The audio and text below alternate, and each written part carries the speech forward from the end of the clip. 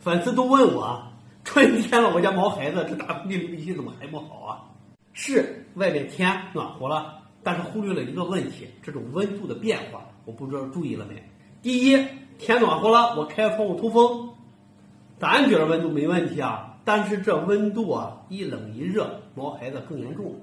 第二点，可算暖和了，这一冬天没洗个澡了，我给洗个澡，这一洗完澡啊，大鼻涕又开始了。咱别急着忍一忍，说春天到了，是现在处理猫咪的呼吸道问题是好时候了，但是一定注意，温度没问题了，怕的是这种温度的变化，它是受不了的。遇上了猫咪啊，打喷嚏、流鼻涕，甚至咳嗽这些呼吸道问题呢，不好解决，就私信我老王互动小号，我来帮着解决。